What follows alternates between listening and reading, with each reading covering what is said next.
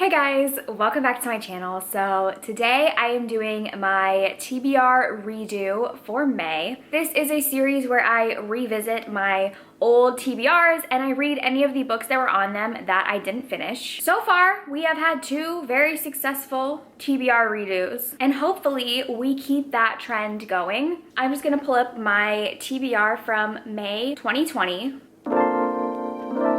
Here we go.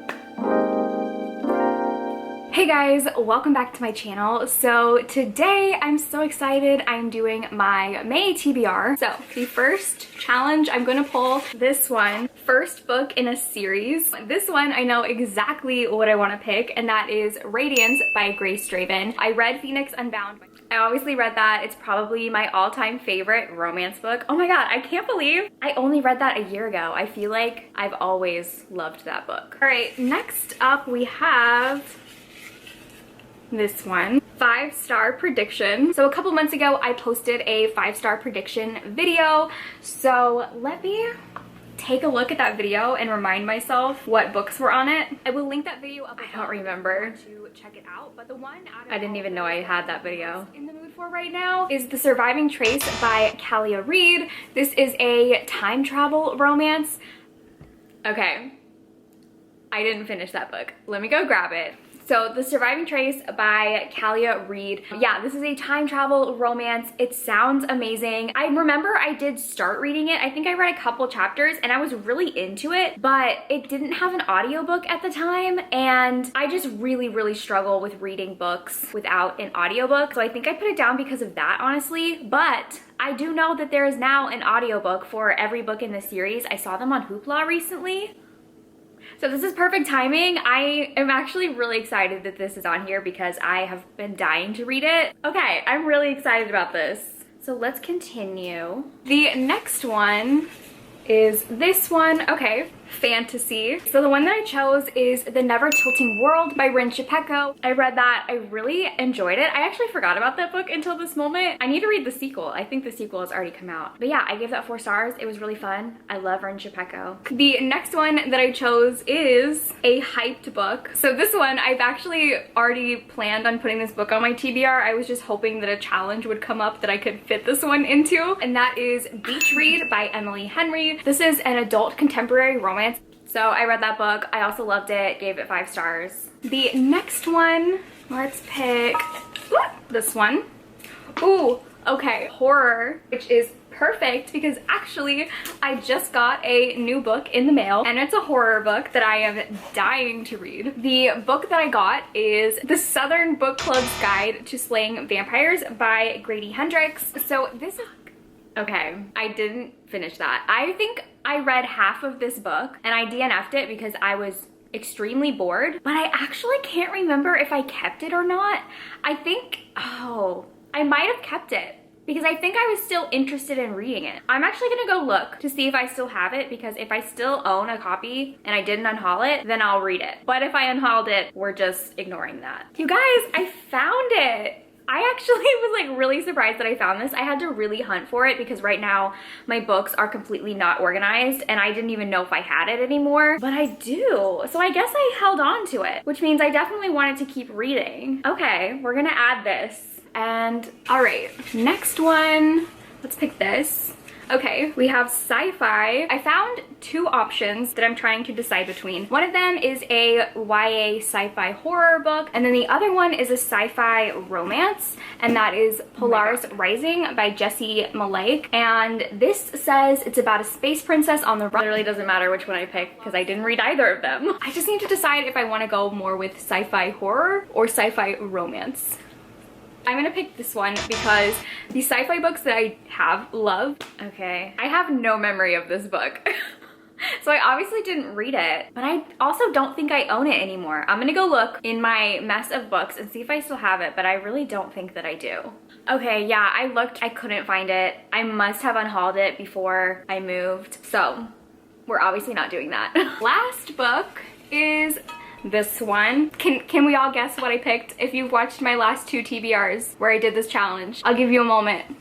Romance. do have one that I really want to read, and that is Violent Delights by Jessica Hawkins. Okay. I read that, really liked it. I think I gave it 4 stars. Is that the end? So here are the books that are on my May TBR. Okay. Oh my god, that actually wasn't that bad. So I have 2 books that we're going to be reading in this video. Fun! Since the other 2 TBR redos I've done, I only had 1 book. I clearly did not do that well with this TBR. So I'm very excited to read The Surviving Trace. So this is a time travel romance about this girl who finds this old photograph and then somehow time travels back to 1912. The guy from the photo says that he's her husband. It gives me a lot of Outlander vibes, which I'm very excited about because since I had this on my TBR, I have now watched Outlander. I hadn't watched it before, but I've now watched Outlander and I'm freaking like obsessed with it and I love it. So I'm very excited for that. And then we have Southern Book Club's Guide to Slaying Vampires by Grady Hendrix. This is a horror book about this book club of suburban housewives. They read like true crime books and stuff like that. And the people from the neighborhood are being attacked by a vampire and the book club decides to hunt the vampire down. Yeah, so like I said, I read like a good amount of this. I read like half and I was just really bored, but there was still potential. I was still interested in it. So we'll see how it goes this time.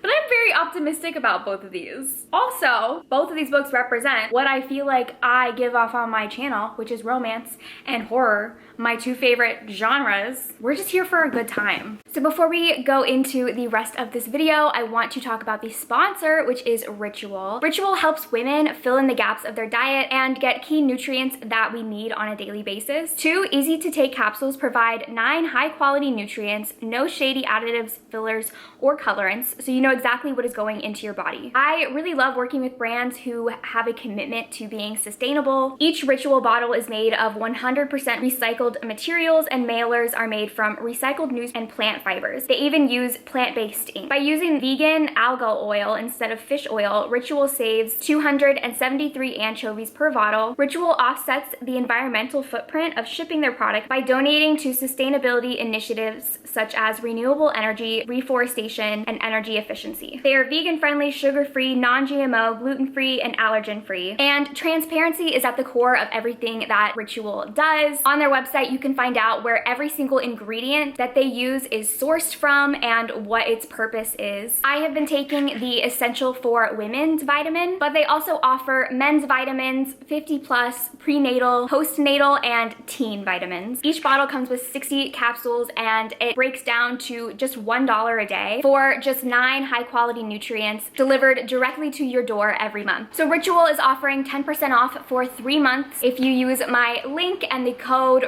Riley Marie, and it is just a small step that helps support a healthy foundation for your body. Okay, so I think I'm actually going to start with the Southern Book Club's Guide to Slaying Vampires. I figured I should start with the one that I am the least excited to read, because I feel like if I start with The Surviving Trace, then I'm just gonna like struggle to actually read this. But if I do this one first, it will force me to do it. So, like I said, this is a book that takes place in, I think, the 90s. It follows a book club of like suburban moms. They read true crime books and discuss them with each other, and then people from the neighborhood start dying in very weird ways, and one of the moms comes across like a conspiracy that one of the new neighbors is a vampire and that he's killing children and people from the neighborhood, and so they decide to hunt him down. Now, I tried to read this. I got like, I want to say like I got 200 pages into it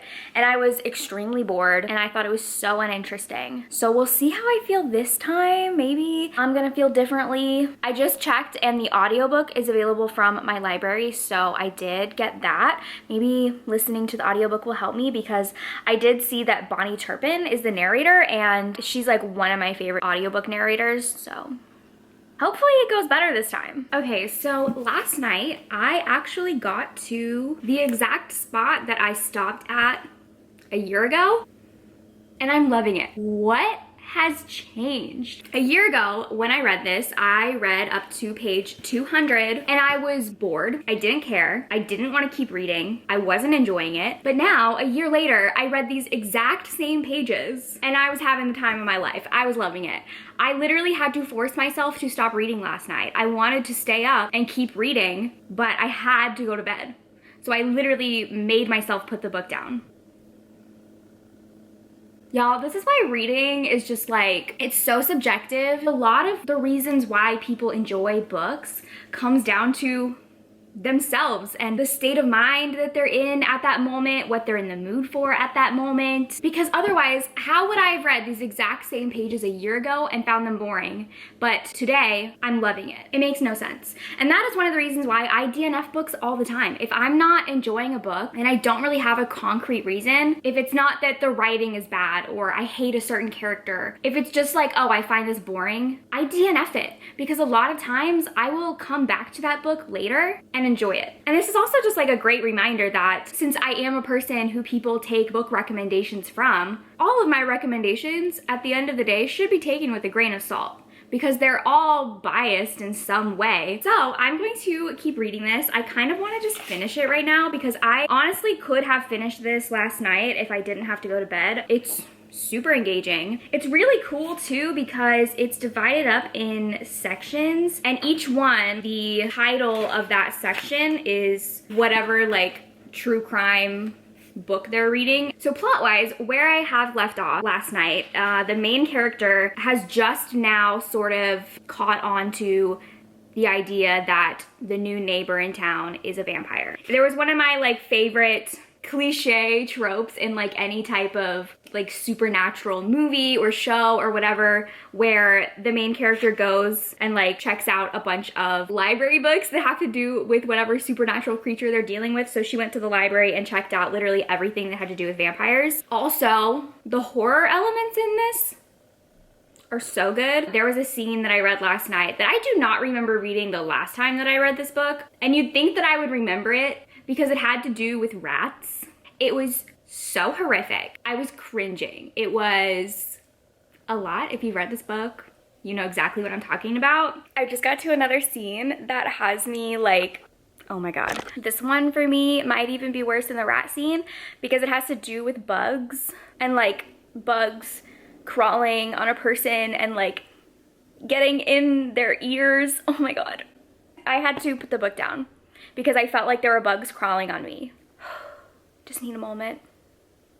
All I'm gonna say is if you have a fear of rats or bugs, maybe take caution before reading this book. Okay, I finished the Southern Book Club's Guide to Slaying Vampires and I really loved this. I'm so glad that I ended up keeping this so that I could read it for this video because unlike the other two TBR redos that I have done, this was a book that I had actually read a good majority of and for some reason decided I wasn't into it and stopped reading it, but there was always something that still intrigued me. I still wanted to know why so many people loved this book, so I held on to it and I am so glad that I did. I thought that as a horror book, it was really effective. The horror elements and the scares were genuinely super scary. I can see this being turned into like a really great Netflix original series. I think that I am ending up giving this 4 stars and not 5.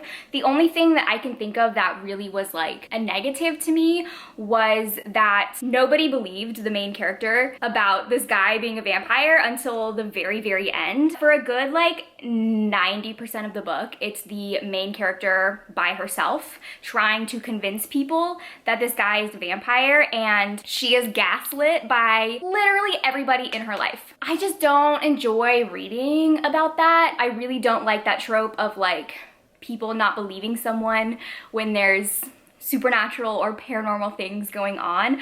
I understand that that's probably realistic, but like, I don't know, maybe this is just me, but like if my best friend came to me and said, hey, the guy down the street is a vampire and he's killing kids, I would be like, yeah, okay, that's all I need to know. Yeah, that makes sense to me. So I just don't enjoy that. And I think that it went on too long of people not believing her. And oh my God, the husbands in this book, no rights. They deserve no rights. A surprising element of this was that I thought it was really funny. It had a lot of like very distinct Southern women humor. I also thought that the vampire lore in here was really interesting. Like, it was very unique, and something that I always love with vampire books is just like all the different takes that people have on vampires. So there's so much vampire content out there. It sort of feels like at some point, how is this going to be new? How is this going to be different? So I really like it when an author is able to introduce something new. And the way that this vampire fed on people was disgusting. This is definitely not sexy vampires at all. No. I'm curious to know, for those of you who have read Grady Hendrix, what book should I try next? Because I really enjoyed this. I really liked his writing, and I'm intrigued. I want to read more by him. Okay, the next book we are reading is The Surviving Trace. So I am very excited to read this. I'm really in the mood for a historical time travel romance. Like I said before, the reason why I stopped reading this originally was because there was no audiobook, and I just struggle reading books without audiobooks. One of the side effects of my chronic illness is like blurry vision, and when I physically read without an audiobook, I feel like I just have to concentrate so hard to read the words, and not only read them but like comprehend them and then remember what I read. And so a lot of times, like when I'm physically reading books without an audiobook, like I'll be reading it and then 2 pages later, I realize I have absolutely no clue what I just read. I could have been reading a pasta recipe and I would have no idea. Thankfully, they have made audiobooks for this whole series, and they're on Hoopla, so I'm going to start listening to that. So I am realizing that I had like no clue what this book was about, other than the fact that it was time travel. I guess I had no idea where she even time traveled to or what year she time traveled to, because I thought that she time travels like far back to like the 1500s, and I also thought that this took place in France. I was wrong on both parts. She time travels back to 1912, and this takes place in the United States, in Charleston, South Carolina. Not gonna lie, a little disappointed. I was here for 1400s France vibes, not necessarily early 1900s deep South vibes. Okay, so I read half of The Surviving Trace yesterday, and I am loving it. So basically, at the beginning, she finds this this old photograph of all of these men, and she realizes that one of the guys in the picture is this guy that she had this super weird dream about that felt real. And then the next day, she is arguing with her boyfriend about the picture, and like the whole world spins, and then she ends up back in the past, and it turns out that she has like a double. Like, there is a girl in 1912 with her same name that looks exactly like her, and she has now gone into that girl's life, and that girl is married to this guy, Etienne, and they have a very like hateful marriage. They aren't happily married. They are not in love. Like, his actual wife doesn't treat him very well and like cheats on him, so he hates her. And so she's now stuck in the past, stuck as this woman who is married to this man who hates her, and she doesn't know what to do. And slowly the husband starts to realize that his wife is acting very different, and she finally like confesses to him that she isn't his wife and that she time traveled, and they're falling in love. Oh my god, it's just so good. I'm really liking it. Okay, so I just finished The Surviving Trace. I'm giving this 5 stars. Oh my god, this was so good. The angst, the tension, it was such an epic romance. I really love the trope where someone is out of time, or like not in their time, and they're trying to get back to it. Throughout the book, Etienne, even though they're falling in love, he's helping her try to figure out how to get back home, and the tension is just so good, because as he's helping her and they're trying to solve this mystery that she thinks that once she solves it, she'll go back home. As they're trying to solve that, they're falling in love with each other, and she's wanting to leave less and less, and he doesn't want her to leave anymore. He wants her to stay. just so good. And I loved all of the side characters, his sister and his twin brother. I love them. I want them to have their own stories. It ended on a cliffhanger that I'm like, it's kind of crazy. I want to read the next book right away. This is just so good. Like, this was such a beautiful historical time travel romance. And this being my first book that I've read from this author, I really loved her writing, so I'm excited to read more books from her. So this TBR RE-DO was probably the most successful of them all so far. We have a 4-star and a 5-star, and 2 brand new to me authors who I am very excited to read more books from. So that is going to be the end of this video. Thank you guys for watching, and I will see you in my next one. Bye!